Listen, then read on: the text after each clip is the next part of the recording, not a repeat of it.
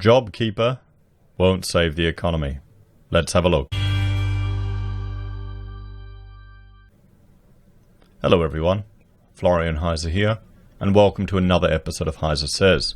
I have a stein of coffee, and I thought we'd have a look at this article from the ABC discussing the stimulus payments and how they're having a profound impact on households.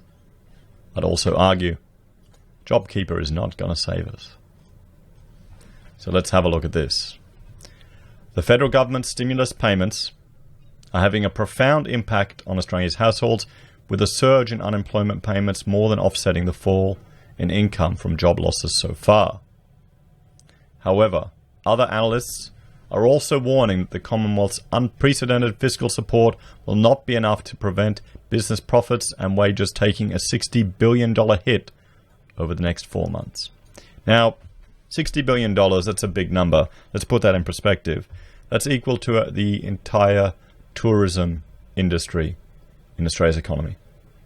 60.8 billion. It's also equal to, well, bigger than our iron ore exports, which were 48 billion. Bigger than our coal exports, which were 47 billion. Bigger than our gold exports, which were 29 billion. Bigger than all of the, oh no, not much. Smaller than all of our exports to China. That's only 85 billion. So 20 billion difference. 4 months, everyone. The next 4 months. And some people think we're not going into a recession still. According to the Commonwealth Bank, since mid-March, there's been a 50% increase in the number of CBA bank accounts receiving fortnightly job seeker payments, previously called New Start. Now, this is different to the Jobkeeper. Remember, Jobkeeper is pretty much through business. Job seeker is where you're definitely unemployed. You don't even have that pretend link to your old employer.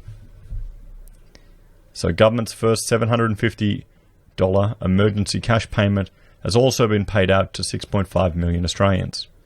According to CBA economist Garrett Arad, the net result has seen the total amount of government benefits raised by 60% in the past month, which has offset the fall in income from job losses up to this point in the economic shutdown. So here we go. This is why we're not seeing the, we are starting to see impacts on certain parts of the economy, but it's not as drastic. People aren't getting desperate yet because they're getting all this extra money that's coming out of nowhere. And that figure does not take into account the doubling of job seeker payment, which takes effect from the 27th of April. So there you go, it's just doubled. Nor the federal government's second $750 cash payment due in July. Our data highlights the profound impact that fiscal stimulus has on the household sector, Commonwealth Bank chief economist Garrett Arad said. The reduction in household income from job losses to date has been more than offset by an increase in government benefit payments. I mean, how many of you have gotten the $750? How many of you have received it? What have you spent it on? Let us know in the comments. How many of you bought Bitcoin or gold or gone and spent it? Mr. Arad said the surge in government benefit payments had at this stage supported household income, which comprises wages and salaries, plus unemployment benefits and stimulus payments, to such a degree that its annual rate of growth was still positive this month. He said household income had been growing at an annual pace of roughly 5% before the crisis, and the growth rate plummeted to negative 3% at the start of April, but it has returned to positive territory. However, he said the overall picture could change next month when the government's Jobkeeper payments begin flowing, because they would be a record recorded as salary and wages. Notwithstanding, see, there you go. It's playing with the figures, isn't it? It's playing with the figures. Remember, there's some businesses that are still running fine. They've still got work. They're getting Jobkeeper to subsidize their costs. Future generations are going in debt. How many people don't need the Jobkeeper, but are still getting it? I don't blame them. I do not blame them. Because what the problem is here is this is giving your competitors an unfair competitive advantage. It's the government manipulating the market, so everyone has to take it. But the government, where does it get their money from? Well, from us, one way or another. Either they use MMT magic, print it, inflate it away, and then tax it back out of us, or they just tax us like the tax cattle that we are. Future generations will have to pay it. Your kids will have to pay it. Anyway, notwithstanding, our data gives us an early guide on what's happening from an employee earnings perspective, he said. Fiscal stimulus is clearly supporting the household sector from an income perspective. The household savings rate is likely to surge in the second quarter of this year too, because the shock to income will be dwarfed by reductions in household spending, he added. So, our growth factor 0.8. Oh, with the illness. But $60 billion hit is on the way, warns Deloitte. However, Deloitte Economics has warned far more economic pain is on the way. It is predicting that the coming 4-month period from the start of April until the end of July will likely be the deepest period of pain, and the combined hit to company profits and wages will be close to $60 billion. And that's even after allowing for the extraordinary support to families and businesses that has been rolled out by the federal government, Deloitte partner Chris Richardson said. These income losses are awful. Some small businesses have closed their doors forever. The pain also will not be evenly distributed through the economy, with some industries faring far worse than others. Cafes, restaurants, pubs, hotels and motels will be short about $8 billion in lost profits and wages in the next handful of months, making it the worst hit industries. The arts and recreation industry will fare only slightly better, losing nearly $6.5 billion in profit and wages. The economy is the top worry in the pandemic, Find survey. Yes, it is. It is in the top worry. The problem is Australia has done too well in flattening the curve. So it doesn't seem as concerning as in other countries. So either there's a few ways there's a few movies to see this. Either it was an overreaction to the potential lethality of this illness, or it was very successful and did really well. We're never going to know which. They either did fantastic, did really well in containing this and saving lots of lives, or they stunted the whole economy and cost potential lives there as an overreaction. And there's no way to know. Sure, people can produce information, all this stuff, and go, here you go, look at this, look at this. There's no way to know, really. There's no way to know. So it's no point arguing over it. We just got to build ourselves out of this. And I would argue that that's through changing the approaches the government does, not just repeating the same thing over and over again. We saw earlier today when New South Wales is just going to pump up the property sector. They want to buy more property, more housing. That's not innovation. It's the same thing again and again. Let's look at some special economic regions where businesses can get, rather than just giving money to people, stop taking money off people. There's an innovative idea. Let's stop taking money off people. Maybe we reduce taxation and burdens.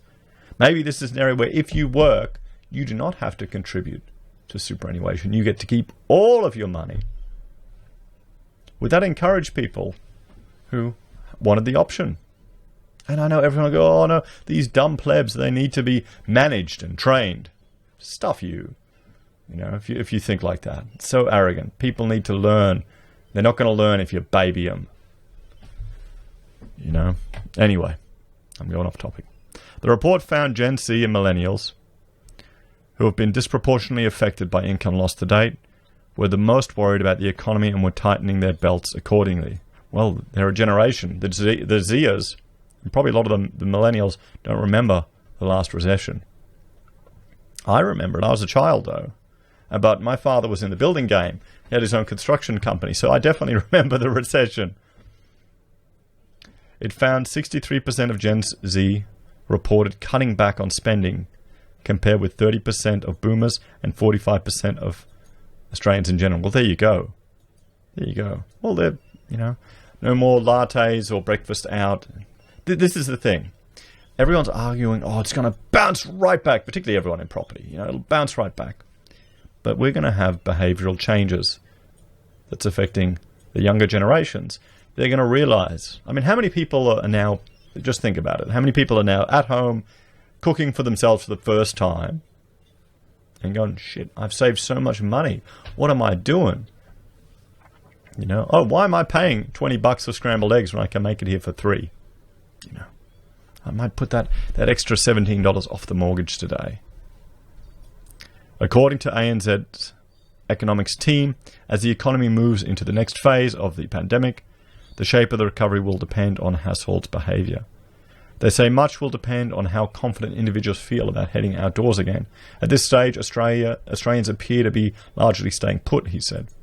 And internet search figures for recession are still above where they were prior to the crisis, suggesting economic concerns remain. Well, I can attest to the views on my channel have been going up the last few days. I tend to track a 48-hour period. You know, my goal is to try and get 20,000 views in a 2-day period. Right now I'm sitting at 34,000.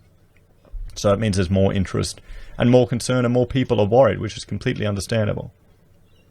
So what do you think, guys?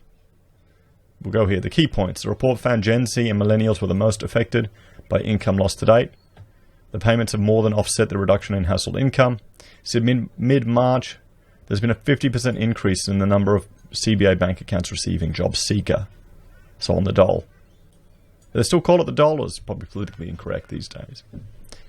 But what we've seen other businesses as well. One was, Foot Locker, where they're reducing their physical footprint because they're adjusting to increased online buying habits.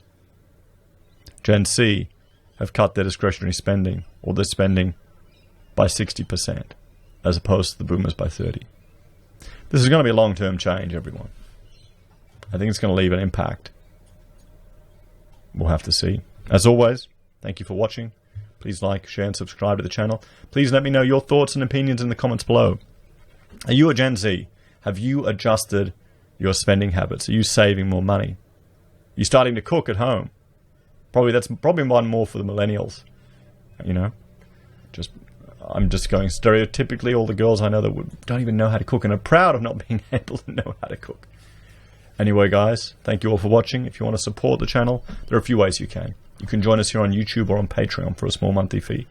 You can support us via our affiliate links at Amazon or eBay, or Independent Reserve and Kucoin. You can send us gold using Gold Pass from Perth Mint. You can support us by buying merch from HeiseSays blog, or support us via PayPal. Find all the links below. Thank you for all your help, guys. Have a great day, and I'll see you in the next video. Bye for now.